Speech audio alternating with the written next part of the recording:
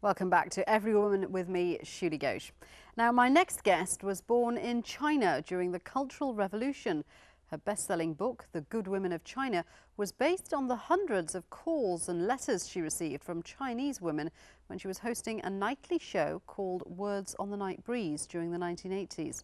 Now living in London, she recently set up an organisation called Mother Bridge, which provides information about the lives of Chinese children who've been adopted by people in the West. Xin Ran, welcome to Everywoman. Now, in your work, you've very much given a voice to Chinese women. You wrote about the terrible things they've had to endure, things like incest, rape and kidnapping. They sound like very brutal lives. Have their lives changed at all in China? In 2006, in the summer, I spent 10 weeks research in China. If in the cities, you can see their lives changed enormously, but in the countryside, it's almost still like 500 years ago, exactly same as I saw before 1995. And I think that what really shocked me when I was looking into the subject was that the suicide rate in China is one of the highest in the world, and it's the only place where suicide among women is higher than men.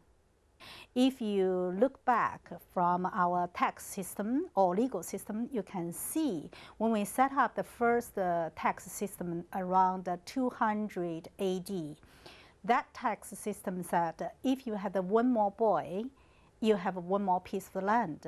But if you have the girl, you had nothing. And the second reason, I think, partly is a single child policy, which is started in 1979, the first time, become a very strong policy in 1981. But in fact, become the law in China only in 2004. You've set up this organisation, Mother Bridge, an organisation you founded for adoptive parents. Tell us about that. From my interviews with Chinese women and my book tour around more than 30 countries, I can see all the mothers in different generations and different nations, they come to me, they talk about their lives. So I was very touched and moved by that. So I set up the charity. I want people can understand what's happened in China today between the cities and the countryside, which is more than 500 years gap, and also between the generations. We never talk to each other between the mother and the daughters. And so many daughters like me, when people ask me, what's your dream in your life? I said, to be a daughter. Then they said, Xin Ran, you are a daughter. I said, no, I never be hugged and kissed by my mother. And also there are so many adopted Chinese girls living the different culture and different countries. They send letters and videos to me, say, Xin Ran, please tell me why my mom didn't want me. I always tell them, not your mom didn't want you, because they want to give you better life. What about your latest project? Have you got another book on the way? Yes, and actually my new book called Miss Chopsticks will come out in English in a few months' time. And this book talks about new immigrants from countryside to the cities since 1980s, when China just opened. Because I realized every time I went back to China, I realized people just ignorance their values. Okay, Xin Ran, we wish you the best of luck with your book and with your charitable organisation. Thank you very much for joining us on Everywoman. And staying with cross-cultural identities, let's now meet a Palestinian woman born in Manchester in the United Kingdom and brought up in Kuwait. Reem Kelani is a singer who evokes the musical traditions of her parents' homeland. She sings about Palestine and the Palestinian diaspora. Everywoman caught up with her in London. Would you please count us in time?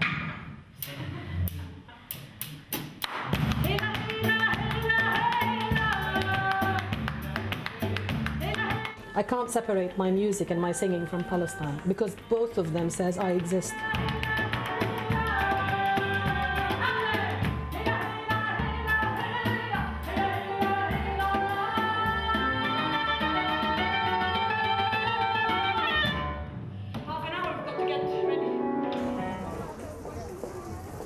This reminds me of Hisbat Ramallah, famous vegetable shop and, well, market in Ramallah.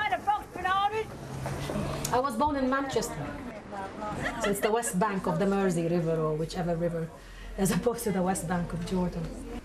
I spent all my formative years from age 2 to age 26 in Kuwait, really, 24 years of my life in Kuwait. I wasn't born in Palestine. I didn't grow up in Palestine. Yes, I spent loads and loads of summer holidays there, which helped shape my musical direction. The point that I discovered quite embarrassingly and belatedly is that it's not the victimhood that we need to establish, because I refuse to see myself as a victim in the first place. It's the fact that Palestinians exist. It's the whole point. So it's not I'm a victim, it's I exist. نحن هنا, we are here. Music, specifically in Palestine, Lebanon, Syria, and Jordan, we say, oh, but it's got to come from within. And it's really off, man. It's the blues.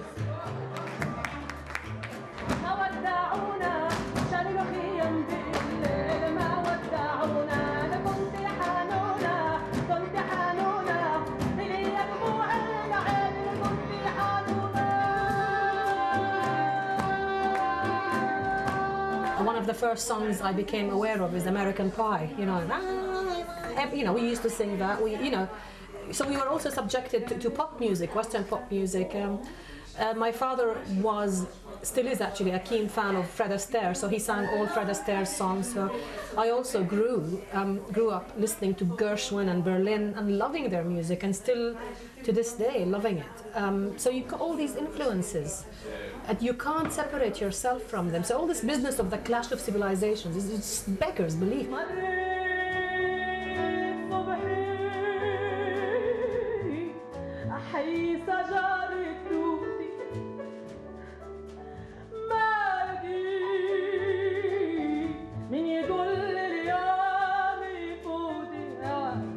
You acknowledge your pain, you acknowledge your loss, but you're not a victim. That doesn't make it less of an injury. That doesn't mean that your oppressor hasn't hurt you. But I don't have to say, oh, that's rubbish. I'm coming to pick up my turkey. Chris, you don't play my CD. Oh, okay. Listen to your home. To talk about clash of civilizations, it's halal turkey for Christmas. You too, have a good season, yalla. You have a turkey every year? Yeah, when we were even my aunt, my mother's sister used to have turkey in Nazareth, and we're still Muslim and proud to be. This is it? This is it. Dik Habash. The struggle is neither about land nor about religion. When secular Palestinians talk about land, they're wasting their time and they're after their seats, not after anything else. And when dogmatic Palestinians talk about religion, they distort the image, which is actually serving Zionism, because Zionism in its crudest forms always portrays it that it's a century-old conflict between Muslim and Jew. Well, it's rubbish. First of all, around 20% of the Palestinians are Christian. So it's not between Muslim and Jew. I started really working actively on this CD in 1986, and it came out in the 2006. So it's really the songs that influenced my childhood, my teenage years, my 20s, my 30s, and God forbid, the beginning of my 40s. Far back in 1992, when the BBC had a documentary about the massacre of Sabra and Shatila, and they said, could you work on a tune, provided you don't say massacre, Sabra, Shatila, Palestine, Israel, Lebanon, but please talk about it. Art at its purest form is when you do not separate the personal from the collective, and you do not separate the spirit from the body, and you don't separate yourself from your audience. It's when these three things meet, is when you have that moment of taram, or the Spanish called duende.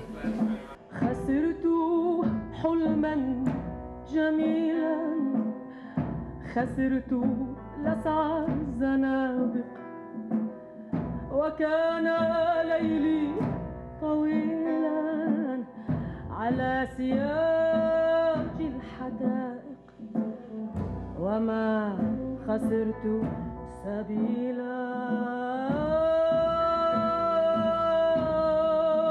The very quotation that I use in the sleeve notes is a fantastic sentence by Mahmoud Darwish. For years and years I've been singing this verse, وَعَنْ دِفَاعِي أُدَافِعُ, without even realizing what it meant. I defend my right to defend my right. Even the defense for Palestine is being occupied by so-called anti-Zionist Israelis. They're even occupying our defense for Palestine. I'm not gonna give you that anymore. Over my dead body.